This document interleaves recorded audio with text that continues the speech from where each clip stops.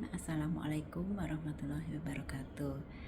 Ibu-ibu yang dirahmati Allah, alhamdulillah segala puji syukur kita panjatkan kehadirat Allah, bahwasanya sampai saat ini kita mendapatkan kenikmatan bisa menjalankan aktivitas kita dengan sehat.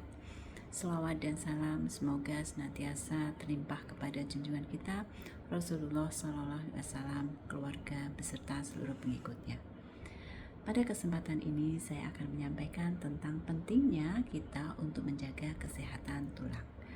Seperti yang kita ketahui bahwa kesehatan tulang pada wanita itu sangat penting, terutama karena setelah menginjak usia menopause, kepadatan tulang kita akan berkurang dan risiko terjadinya osteoporosis pada wanita jauh lebih tinggi dibandingkan pada laki-laki. Ada beberapa hal yang bisa kita lakukan untuk tetap menjaga kesehatan tulang kita. Yang pertama, kita mengkonsumsi beberapa mineral dan vitamin. Yang utamanya adalah kalsium. Kalsium adalah bahan utama pembentukan tulang. Jadi, kita perlu memperbanyak konsumsi atau di diet makanan kita itu adalah kalsium. Kalsium bisa kita dapatkan dari bahan makanan sayuran berwarna hijau, misalkan brokoli, bayam, kangkung. Kemudian juga bisa kita dapatkan dari ikan-ikan. Ini sangat bermanfaat untuk kita. Kemudian juga bisa kita dapatkan dari kuning telur. Ini juga mengandung kalsium yang cukup tinggi. Berikutnya, selain kalsium, kita membutuhkan vitamin D3. Vitamin D3 adalah sebagai pembawa kalsium ini, sehingga kalau kita sudah cukup dengan kalsium tapi kita tidak mengkonsumsi vitamin D3, maka si pembawanya tidak ada. Diibaratkan misalkan kalsium itu adalah semen, vitamin D3 itu adalah tukangnya. Nah, untuk membentuk suatu bangunan diperlukan si tukang untuk membawa semen ini dan mengaduk semen kemudian membuatnya menjadi suatu bangunan. Jadi kalau tanpa vitamin D3, kalsium ini juga tidak akan bisa membentuk tulang yang kuat, ya. Jadi kepadatan tulang dan pembentukan tulang baru tidak akan bisa terbentuk walaupun makanan kita cukup dengan kalsium. Makanan-makanan yang mengandung vitamin D3 itu misalkan ikan tuna, ikan salmon, ya. Tapi yang lebih penting lagi yang bisa kita kerjakan dan kita dapatkan secara gratis, pemberian dari Allah adalah sinar matahari. Oleh karena itu kita perlu mendapatkan paparan sinar matahari. Berjemur pada pukul 10 itu sangat dianjurkan. Tetapi karena kita beraktivitas cukup padat, ya, kadang-kadang kita tidak bisa berjemur jam 10. Oleh karena itu tidak mengapa, ya, kalau kita melakukannya pada pukul 8.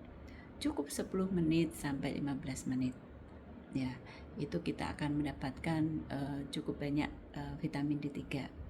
Karena memang kalau kita serba tertutup memakai hijab, ya, memang vitamin D3 paparan sinar matahari dan untuk mendapatkan vitamin D3 memang masih sangat kurang. Oleh karena itu kita perlu membuat jadwal kapan kita berjemur.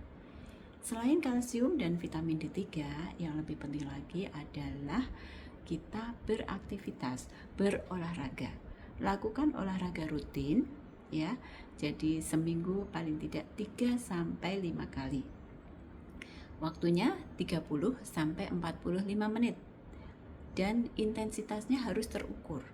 Kita bisa melakukan olahraga dengan jalan 30-45 menit ataupun olahraga jalan interval jogging. Artinya kita melakukan jalan misalnya 300 meter, 200 meternya lari ringan.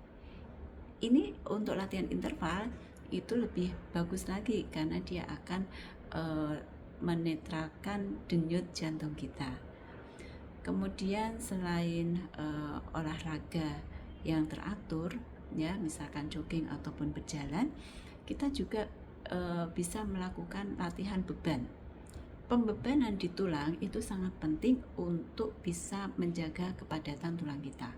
Misalkan kita melakukan latihan beban, angkat berat, ada beberapa barbel ya. Sekarang kita bisa beli beberapa barbel dari yang 1 kilo, 2 kilo ya, atau ada juga yang memakai alat-alat yang paling mudah ya.